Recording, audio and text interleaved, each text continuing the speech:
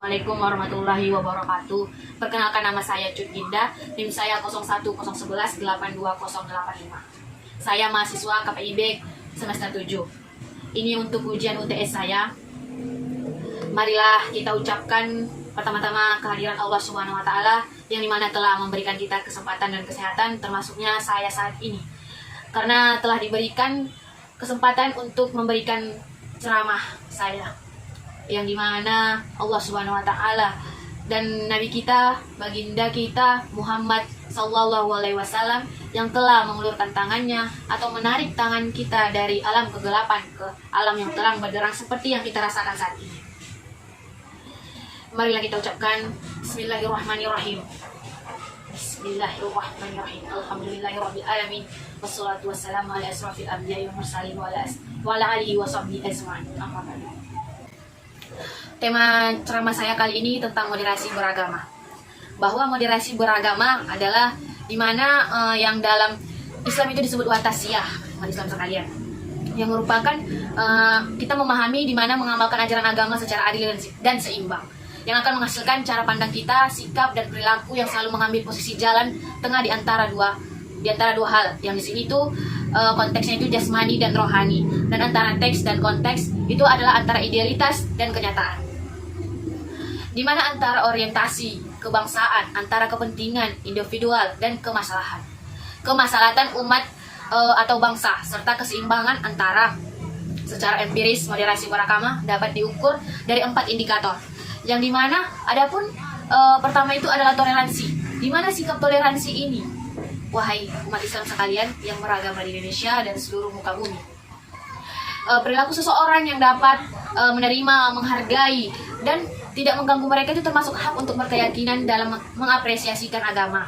Misalnya keyakinan agama mereka untuk mereka dan keyakinan agama kita untuk kita. Dan pulanya moderasi beragama ini tidak membenarkan tentang kekerasan. Secara atas nama itu kekerasan itu agama untuk melakukan perubahan, baik kekerasan secara non-verbal dan kekerasan yang verbal secara fisik. Tuhan memberkati Anda, atau di dalam agama Islam Allah Subhanahu wa taala memberkati, yang dimana Allah Subhanahu wa taala mengirimkan utusannya untuk keadilan yang ditegakkan kepadanya. Dan lihatlah, tidak ada Tuhan di dalam dia dan tidak ada Tuhan di dalam dia, telah mengakhiri hamba-hambanya sekalian. Hadirin jamaah sekalian rahimakumullah.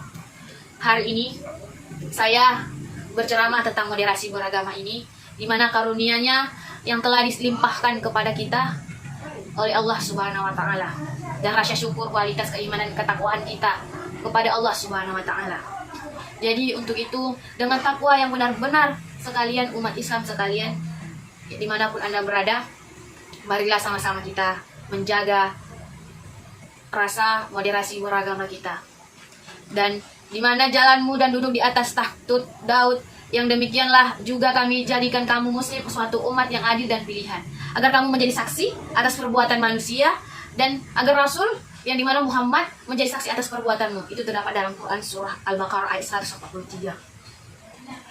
Dalam bahasa Arab itu dapat berarti keadilan, yang dimana keadilan tersebut adalah kebaikan, yang dimana itu jalan tengahnya. Nah, jadi dalam konteks kehidupan di akhirat, namun banyak sekali ulama seperti Ibnu Jarir, Yusuf Qardawi, Hurai Sihab, dan beberapa ulama kontemporer lainnya dalam waktu lain itu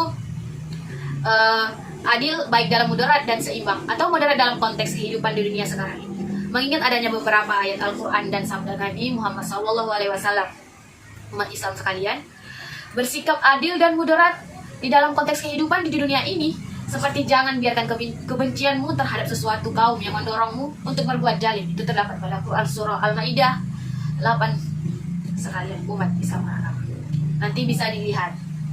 Dan dengan pilihan jalan-jalan tengah atau moderat ini, diharapkan kita mampu menampilkan diri sebagai umat muslim yang berakal, tidak ekstrim untuk dalam berlebih-lebihan atau di hulu, yang dimana itu dalam mengkualitasasikan dan mengimplementasikan pengamalan ajaran Islam dalam kehidupan sosial kita sehari-hari.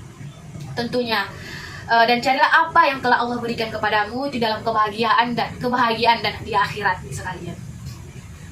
Melupakan bagianmu dari kesenangan dunia dan berbuat baik kepada sesama umat beragama dimanapun berada. Dan janganlah kepadamu berbuat kerusakan di muka bumi ini. di mana Allah Subhanahu wa taala menyukai orang-orang yang berbuat kerusakan, itu tentu tidak, Allah tidak menyukai. Dengan ayat Islam benar-benar mengajarkan kepada kita tentang bagaimana seharusnya kita bersikap dalam menghadapi dua pemahaman yang ekstrim. Di mana dua pemahaman yang sangat ekstrim ini antara paham materialisme dan paham semua materi-materi dan pemahaman spiritualisme.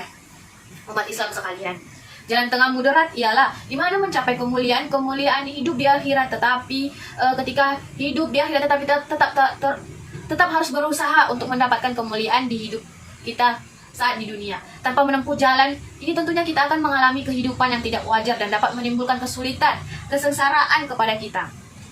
Umat Islam sekalian, tentunya pribadi, keluarga maupun orang lain, di saat kita tidak ada jalan lain untuk kita harus berbaur dan bersatu dengan sesama muslim, umat manusia yang lainnya, tolong menolong, saling menghormati, saling menjaga, saling mencintai, dan saling menjaga toleransi antara sesama manusia. Karena tidak ada seorang pun yang dapat hidup dengan baik, mulia tanpa bantuan dan kerjasama orang lain. Untuk itu umat Islam sekalian, dikatakan Islam sebagai agama yang berkah, bahwa bagi seluruh alam rahmatan lil alamin, tidak hanya memerintahkan untuk dapat berhubungan baik dengan sesama muslim, namun seluruh umat beragama, dimana itulah moderasi beragama.